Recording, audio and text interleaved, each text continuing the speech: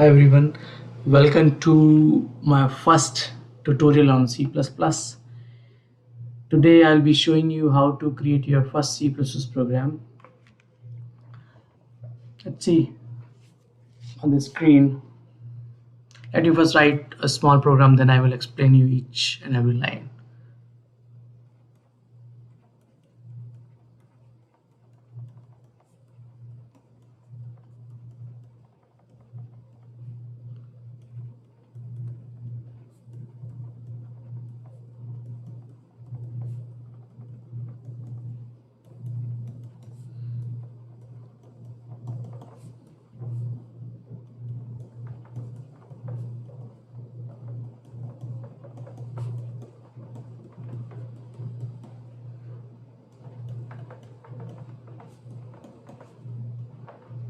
Okay, this is our first program.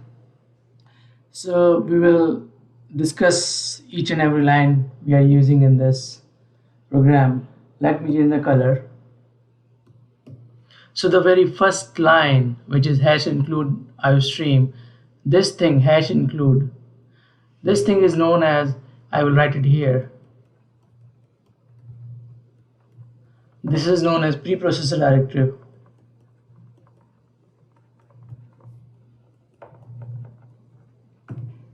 This tells the compiler to include this header file iostream. Now this is standard header file. We can create our own header file also. Second thing about this thing, these things are known as angular bracket.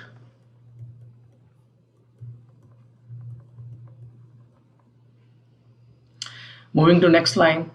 So like this, including this header file iostream, we can include n number of header files, and we can create our own n number of header files. Now the second line is using namespace std. So using namespace is these things here. The namespace name is standard. This is the std is the standard namespace. We use this namespace to in our C++ program so that we can use standard libraries, functions, classes, etc. And detail about this namespace we will cover in next video. Now the next line, which is line number 3, this is the main function. Anything which has opening or closing parenthesis is known as a function. Okay, and this is the return type of that function. So main is the function, predefined function in C++ programming, and all the program starts executing from this function, from this line. So here if I say integer, it's a return type. In other functions, not in case of main, but in case of other function, it can be any data type. We will talk about data types later on.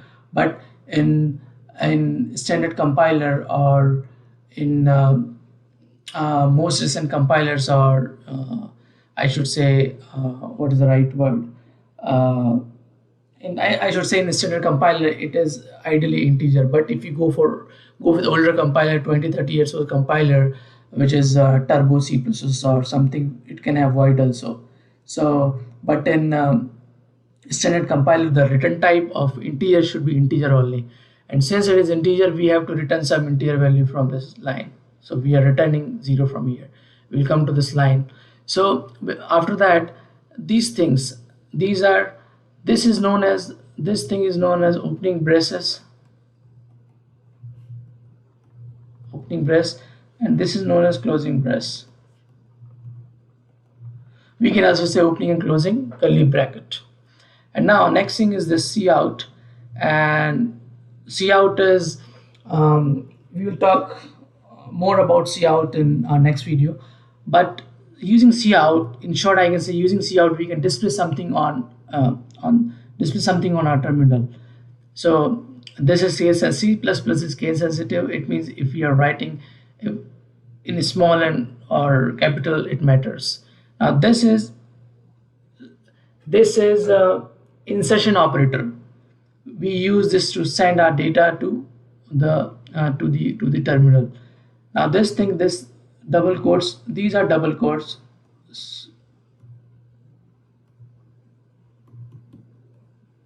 These are double quotes. And whatever we have in this double quote is known as string, we can say, or text. Whatever is there between these, it is displayed as it is on the console or on the terminal. Now at the end, this is known as semicolon. So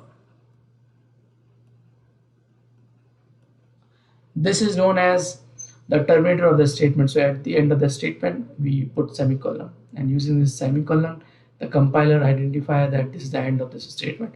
And after that, we have this return statement. We are returning 0 here. We can return any numeric value, not only 0. We can return -1, -2, any numeric value, and then again we have this semicolon. So this is end.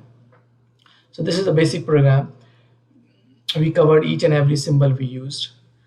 Now, how to compile this or run this program on any operating system.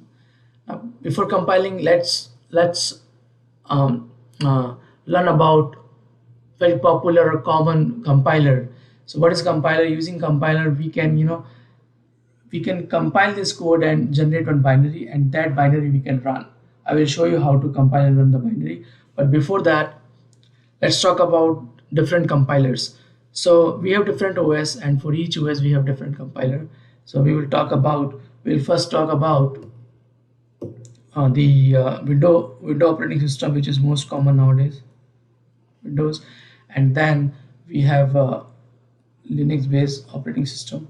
So in Windows, the very common one is VC++, that is by Microsoft, and then we can use other like Dev C++. We can also use code block. We have other Volant compiler also. There are many.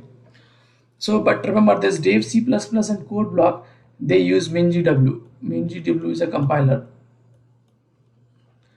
So Dev C++ and code block, these are just editor, but the actual compiler is MinGW. And if you talk about the Linux uses G++ compiler. This is a very popular compiler. On Linux we have other compiler also, but this is the most common one.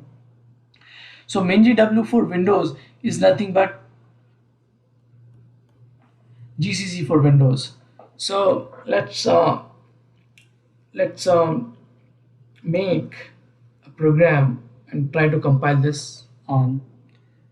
We'll compile this on code block, and then on Linux we will see how to compile in our next video.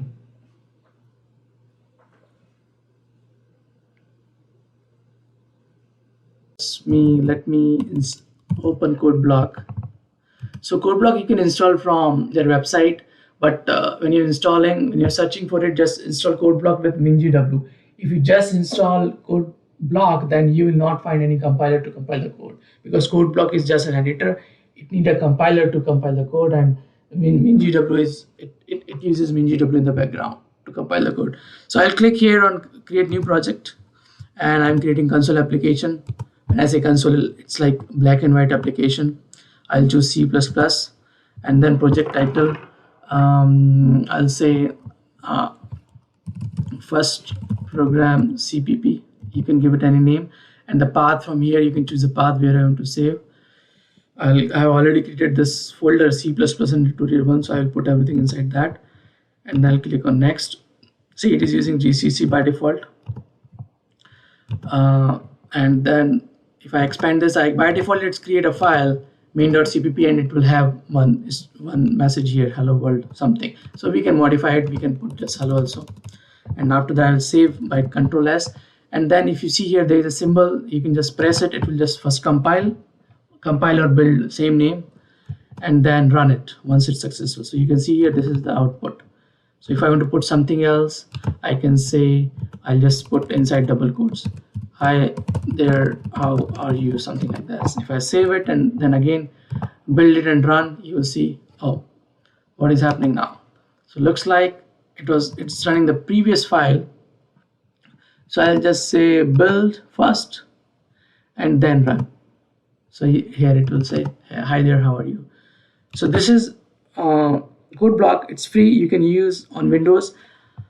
But now let me run, let me show you how to run this program on Linux operating system. So for Linux, I have created a virtual machine. This virtual machine, let's see if it is working, because Last time when I forgot to fix it, it's not working. So you can create your own virtual machine using Oracle VM VirtualBox, and you can have download some image for Ubuntu operating system, like I have done, and then by default it has Z++ compiler. Let's see if this turns up. No, I think it's not working. So maybe in the next video I will show you how to compile this on C++. So that's all for this tutorial. See you in the next tutorial, and thanks for watching. If you like the video, please like it and subscribe to my channel. Thanks.